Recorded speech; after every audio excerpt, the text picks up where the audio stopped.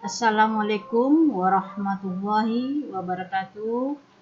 Bapak Ibu semuanya, izinkan saya mempresentasikan PTK saya yang berjudul Peningkatan Hasil Belajar Pendidikan Agama Islam, Materi Jujur dan Menepati Janji melalui penyerapan model Discovery Learning kelas 9 SMP Negeri 3 Padang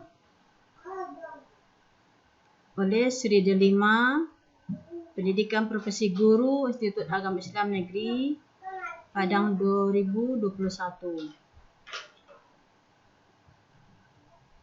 Bab pertama, pendahuluan latar belakang masalah adalah berdasarkan latar belakang masalah terdapat diidentifikasi beberapa permasalahan, yaitu 1.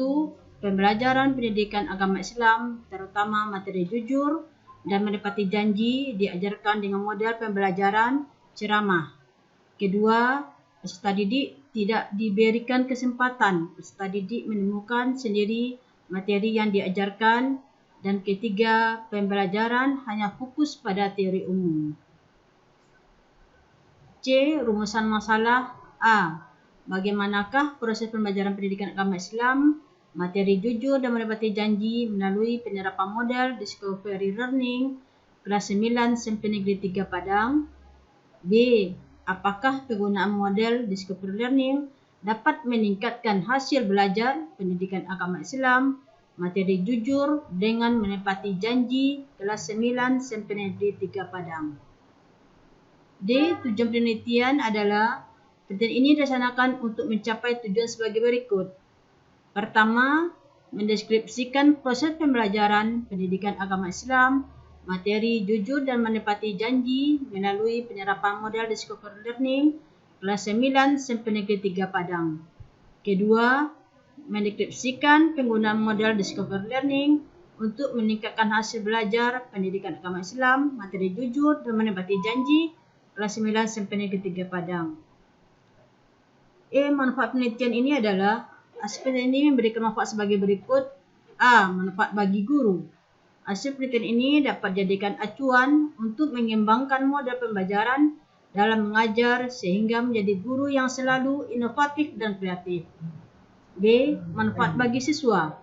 Manfaat bagi siswa, penelitian ini dapat meningkatkan hasil belajar mata pelajaran pendidikan agama Islam dengan menggunakan model pembelajaran Discovery Learning. C. Manfaat bagi sekolah. Hasil penelitian ini dapat dijadikan pertimbangan untuk meningkatkan kualitas pendidikan di sekolah serta dapat memberikan semangat kepada para pendidik di sekolah untuk melaksanakan penelitian yang berkaitan dengan peningkatan hasil belajar peserta didik. Bab 2 tentang kajian pustaka. A. Kajian teori. Yang pertama, penelitian tindakan kelas. A. Penelitian tindakan kelas adalah penelitian tindakan kelas merupakan suatu upaya untuk menjelaskan sebagai aspek dari hubungan antar ketergantungan materi, subjek, pembelajar, dan mengajar sehubungan dengan isu totalitas dan logika internal dari tugas sosial mengkonstruksi pengetahuan dari PBM dalam kursus Lameto 2015 148 dan Komandar 2008. PTK merupakan penelitian tindakan yang dilakukan oleh guru sekaligus sebagai peneliti di kelasnya atau bersama-sama dengan orang lain atau kolaborasi dengan jalan merancang, melaksanakan dan merefleksikan tindakan secara kolaboratif dan partisipatif yang bertujuan untuk memperbaiki atau meningkatkan kualitas proses pembelajaran di kelasnya melalui suatu tindakan tertentu dalam suatu siklus. Prosedur penelitian tindakan kelas pada penelitian ini didasarkan dari pendekatan yang dikembangkan oleh Levin, terdiri dari perencanaan, tindakan, pengamatan, dan refleksi. B. Langkah-langkah penelitian tindakan kelas. Teknik yang digunakan untuk mengumpulkan data pada penelitian ini disesuaikan dengan jenis data yang diambil, yaitu pertama, observasi merupakan pengamatan atau pencatatan kegiatan yang dilakukan dengan sistematis bertujuan untuk mengamati perilaku dan aktivitas selama proses pembelajaran berlangsung. 2. Rubrik. menggambarkan kriteria dari penilaian yang digunakan untuk menilai atau memberi tingkatan dari hasil pekerja siswa. Ketiga, tes untuk mengukur hasil belajar siswa. Dan keempat, dokumentasi, pengambilan gambar oleh peneliti untuk memperkuat data yang peroleh dalam kegiatan pembelajaran. Teknik analisis data yang digunakan dalam penelitian ini adalah teknik deskriptif, kuantitatif, dan kualitatif. Data yang didapatkan dari hasil tes yang terbentuk uraian dan pilihan ganda adalah data kuantitatif. Data ini disajikan dalam bentuk angka, sedangkan data kualitatif adalah data yang berasal dari hasil lembar observasi atau checklist guru dan siswa berupa suatu penjelasan atau keterangan. Kedua, tentang hakikat jujur dan penepatan janji. Pertama, pengertian jujur. Menurut KBBI, jujur adalah lurus hati, tidak berbohong, tidak curang, tulus, ikhlas. Kejujuran merupakan sifat jujur, keputusan hati, dan keputusan hati. Oleh karena itu, jujur atau kejujuran adalah tidak berbohong, berkata atau memberikan informasi sesuai dengan fakta yang ada. Jujur juga bermakna keselarasan antara berita dengan kenyataan yang ada. Ada dikatakan benar atau jujur, tetapi tentu tidak dikatakan jujur.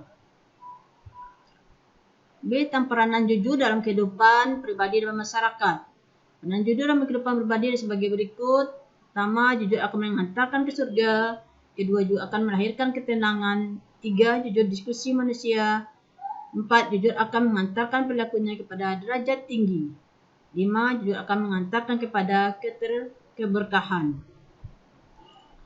6. Jujur menentukan jatuh bangunnya suatu umat. 7. Jujur akan dapat menjadi perisai yang dapat membentengi seorang diri berbuat maksiat. 8. Sifat jujur menentukan kita kepada kebaikan.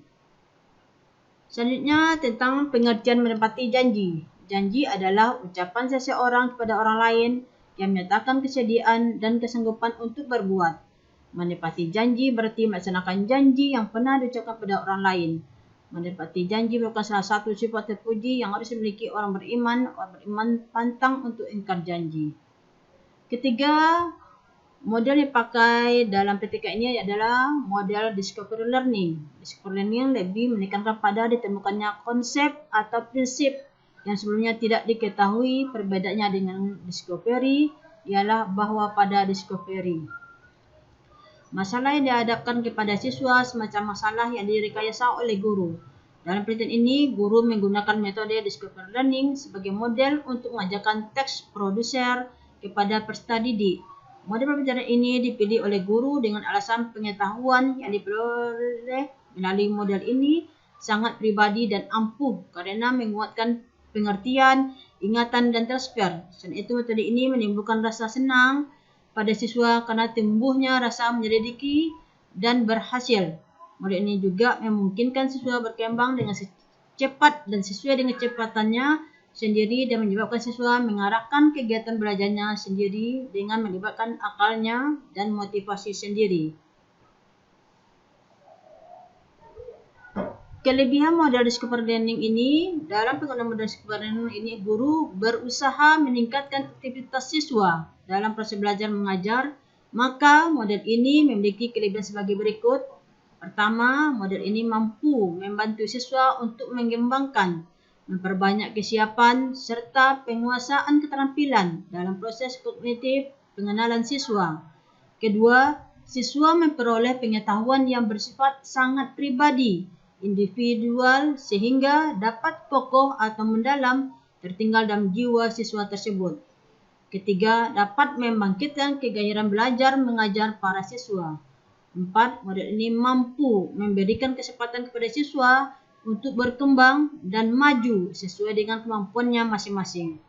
Kelima, mampu mengarahkan cara siswa belajar sehingga lebih memiliki motivasi yang kuat untuk belajar lebih giat. 6. Membantu siswa untuk memperkuat dan menambah kepercayaan pada diri sendiri dengan proses penemuan sendiri.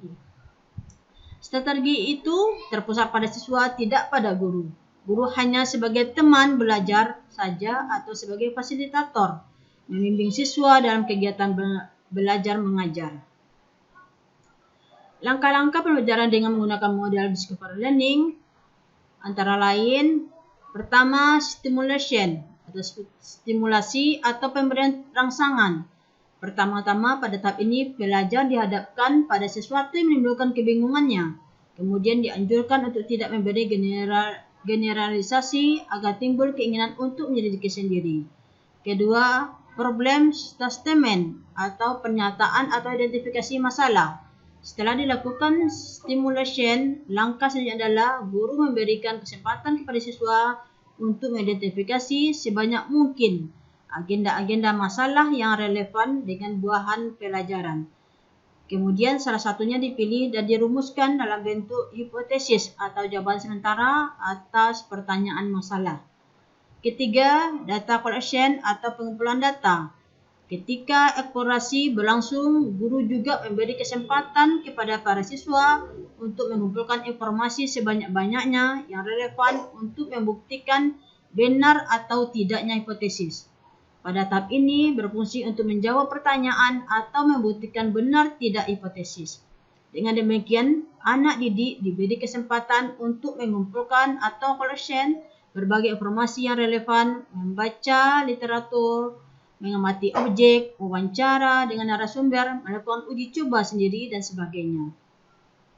Keempat, data processing atau pengolahan data. Data processing merupakan kegiatan mengolah data dan informasi yang telah diperoleh para siswa, baik melalui wawancara, observasi, dan sebagainya. Lalu ditafsirkan. Data processing disebut juga dengan data pengkodean coding atau kategorisasi yang berfungsi sebagai pembentuk konsep dan generalisasi. Dari generalisasi tersebut, siswa akan mendapatkan pengetahuan baru tentang alternatif jawaban atau penyelesaian yang perlu mendapat pembuktian secara logis. Kelima, verification atau pembuktian bertujuan agar proses belajar akan berjalan dengan baik dan kreatif jika guru memberikan kesempatan kepada siswa untuk menemukan suatu konsep, teori, aturan atau pemahaman melalui contoh-contoh yang ia jumpai dalam kehidupannya. 6. Generalization atau menarik kesimpulan atau generalisasi. Tahap generalization atau menarik kesimpulan adalah proses menarik sebuah kesimpulan yang dapat dijadikan prinsip umum dan berlaku untuk semua kejadian atau masalah yang sama. Dengan memperhatikan hasil verifikasi atau tahap di mana berdasarkan hasil verifikasi tadi, anak didik dapat menarik kesimpulan atau generalisasi tertentu. Akhirnya dirumuskannya dengan kata-kata prinsip-prinsip yang mendasari generalisasi. Dengan demikian, pengguna model pembelajaran discovery learning ini akan mampu membimbing siswa untuk belajar mandiri sehingga siswa akan mampu meningkatkan kemampuannya dan menemukan solusi terhadap masalahnya berdasarkan temuannya, dan diharapkan dengan hasil temuan tersebut siswa dapat meningkatkan hasil pembelajarannya. B. Penelitian yang relevan. Penelitian yang dapat disajikan sebagai penelitian yang relevan dengan penelitian ini sebagai berikut. Pertama, Arinda Desi dalam skripnya tahun 2018 dengan judul Peningkatan Kemampuan Keterampilan Menulis Teks Prosedur dengan menggunakan media gambar seri siswa kelas I-3 Pidijaya. Hasil penelitian menunjukkan satu institusi guru siklus 1 memperoleh nilai 3,4 dalam kategori baik, siklus kedua meningkatkan dengan nilai 3,46 dalam kategori baik.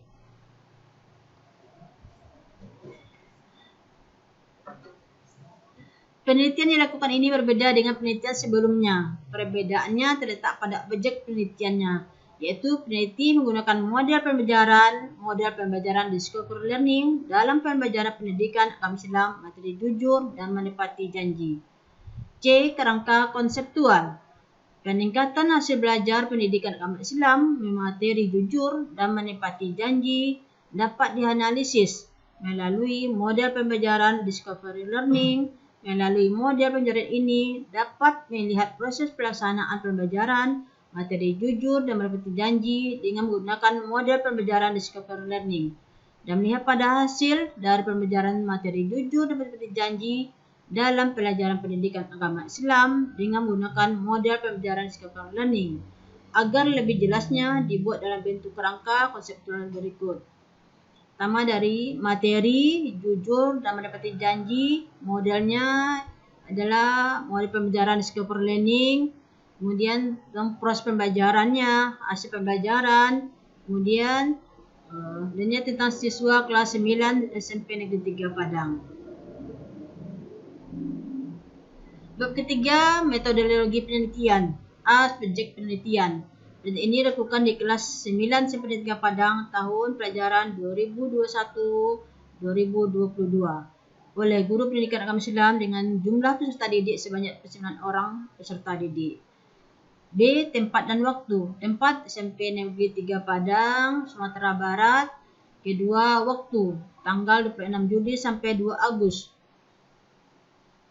C. Rencana tindakan atau siklus pertama. Persiapan yang harus dilakukan adalah menentukan model tindakan, menentukan menjadi sasaran objek penelitian, menentukan fokus observasi, menentukan data penelitian, menetapkan kriteria keberhasilan, menyusun rencana pelaksanaan kegiatan pemilihan. Setelah dipersiapkan dengan baik, maka langkah berikutnya adalah melaksanakan penelitian tindakan kelas yang dilakukan oleh guru dan peserta didik untuk mencapai tujuan yang telah ditetapkan. Proses pembelajaran yang diawali meliputi semua aspek, mulai menyusun rencana pembelajaran, model, media, pengaturan kelas, sampai pada tahap pelaksanaan pembelajaran yang mencakup aktivitas guru dan murid. Refleksi awal, mengidentifikasi permasalahan di kelas untuk menentukan masalah yang dihadapi dalam mengajar pendidikan agama Islam dan hasil yang telah dicapai dalam pembelajaran tersebut tahun 2021-2022. Pertama, siklus 1A, tahap perencanaan tindakan. 1. Merancang pembelajaran penerapan jujur dan menepati janji menggunakan model scaffold learning. Kedua, menyiapkan instrumen penelitian untuk guru dan peserta didik. Ketiga, peneliti membuat lembar kerja peserta didik atau LKPD, instrumen penelitian dan evaluasi. 4. Setiap siklus direncanakan satu tindakan yang terdiri dari 1 kali pertemuan dengan waktu 3 kali 20 menit. Penelitian dilaksanakan dalam jam efektif belajar sehingga tidak mengganggu proses pembelajaran. B. Pelaksanaan tindakan. Tindakan 1 pada siklus pertama ini akan dilaksanakan pembelajaran dengan mengacu pada kompetensi sebagai berikut. 3.5 memahami penerapan jujur dan menepati janji dalam kehidupan sehari-hari. Tujuan pembelajarannya adalah melalui literasi peserta dapat merinci peranan jujur dan menepati janji dalam kehidupan sehari-hari dengan tepat. C. Tahap observasi dan evaluasi. Observasi dilakukan oleh teman sejawat dengan rumpun pelajaran yang sama atau teman sejawat lain dengan rumpun berbeda, serta kepala sekolah. Evaluasi dilakukan dengan pretest dan post-test secara tertulis, juga berupa angket tentang tanggapan peserta didik terhadap proses pembelajaran untuk mengetahui kemampuan efektif dan psikomotorik peserta didik dan guru dengan menggunakan lembar observasi untuk guru dan lembar observasi peserta didik.